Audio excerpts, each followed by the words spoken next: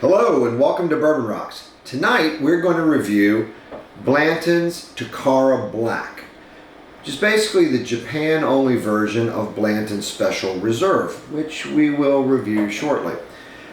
These two bottles are the entry-level Blantons. They come in only at 80 proof, so they're supposedly for people who are new to bourbon and want to try the number 2 mash bill from Buffalo Trace at a lower proof. Now the Takara Black, which is released only in Japan, can be imported in the United States, but you're not going to buy it in the stores here, is reportedly around 8 years. Now there's some controversy over that. Technically, Blanton's is a non-age stated bourbon, which means they're not going to tell you exactly how many years that they've aged it. But insiders and people in the industry have said that the average Blanton's is about 6 years. But the Takara versions, which come from Japan, Takara Black, there's also a Takara Red, which is the Japan-only version of the standards, original Blanton's. And there's a Takara Gold, which is the Japan-only version of Blanton's Gold, which it used to also only be available in Japan, but now is available in the United States without import. But supposedly the Takara versions are aged a bit longer, maybe 2 years longer, so about 8 years. Again, that's controversial. That's not actually established. It's only suggested on the internet, but it's probably about 8 years. But this is going to come in very mild at only 80 proof. So we're going to see how it compares basically to the other versions of Blanton's, and maybe someday we'll actually do a series of flights comparing. We absolutely love the straight from the barrel bourbon, or Blanton's here on Bourbon Rocks. Straight from the barrel, which is barrel proof, of course, and that is absolutely astounding.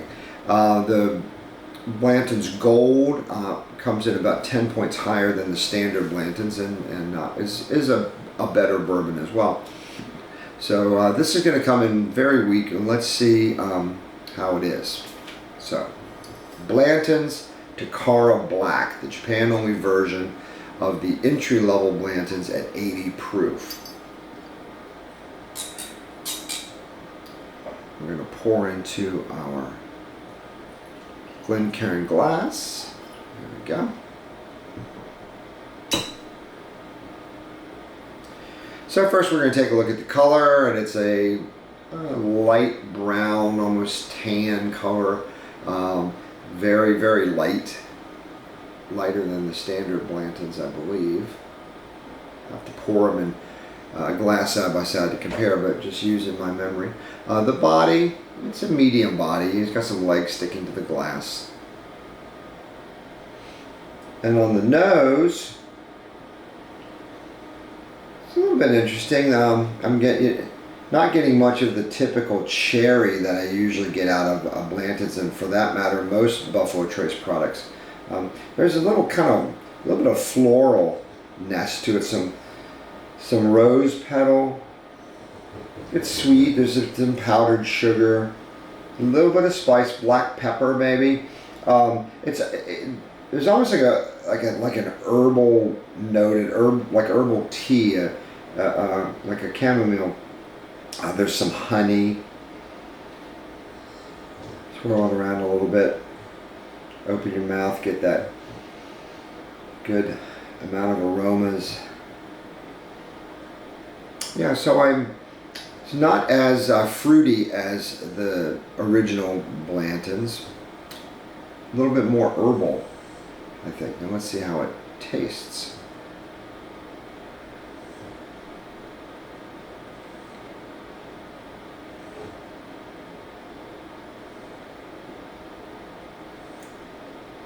The first thing you're going to note right away is that this is very weak. It's only an 80 proof bourbon, so you're not going to get a lot of heat on this thing at all. And that's sort of the point between the Special Reserve and the Takara Black, is that they're entry levels for people who just want to introduce themselves to a medium rye bourbon. Now, Buffalo Trace Mash Bill number 2, they call the high rye version, but it's not high rye. We're not talking about a Four Roses or a Bullet. We're talking more of a medium rye, probably in the 15 to 20%. Again, that's also suspect. The Mash Bill number 1, the low rye one, is probably under 10% rye. This one's suspected to be maybe 15, 18% or so, which is medium. That is certainly not a high rye. So let's do another taste. At first, swish it around, sort of get the taste buds sort of desensitized there, so that you get the first bit of alcohol. And this is a very weak bourbon, but there's still, it's 80 proof. It is a liquor, and the alcohol is going to sort of like blast those taste buds at first, so you kind of get them sensitized, and then go back for a second taste.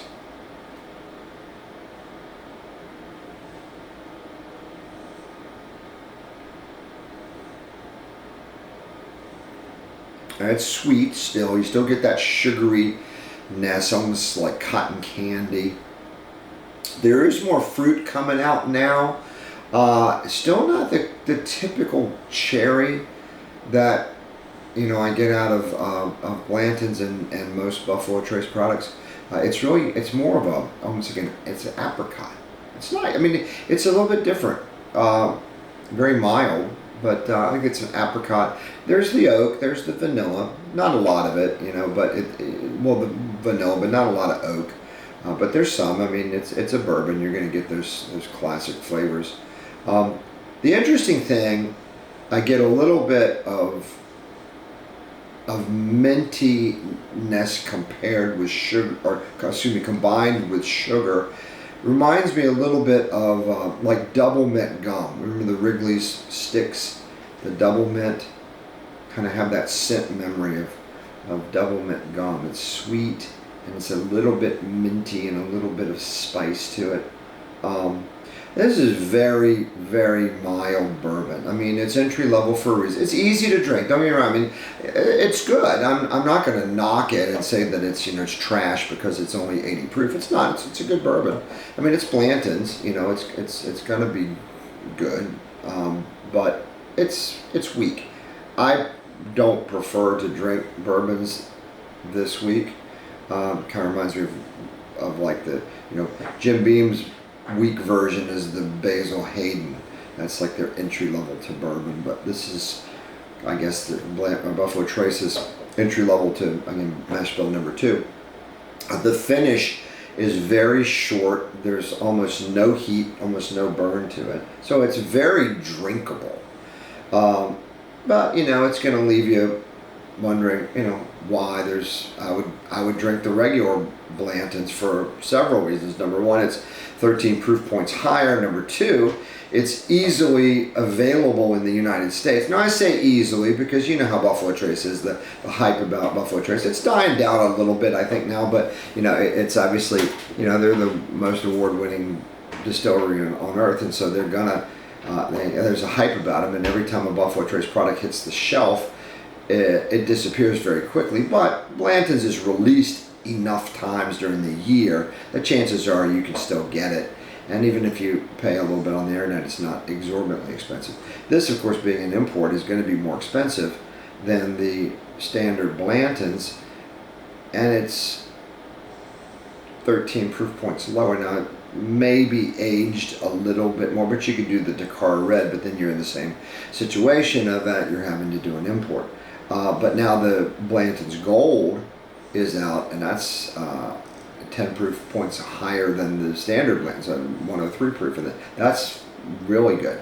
And that's also available in the United States now, but it's a little harder to come by. But anyway, the bottom line is I don't think you're going to really get this bourbon yourself. It's not worth going on the internet to get, but if you happen to have a bottle, it's easy drinking. It's a good thing to give to people that really don't know bourbon or aren't really introduced to bourbon and they want to try it. So it's a Jack. I wouldn't mix it. It's still too good to mix into cocktails. It's a neat bourbon, best served neat, but it's just going to be weak because it's just not high enough proof point. So anyway, too low proof. But this is Blanton's Takara Black, the Japan-only version of the entry-level Blantons at 80 proof. Thanks for joining us tonight, and we'll see you again soon on Bourbon Rocks.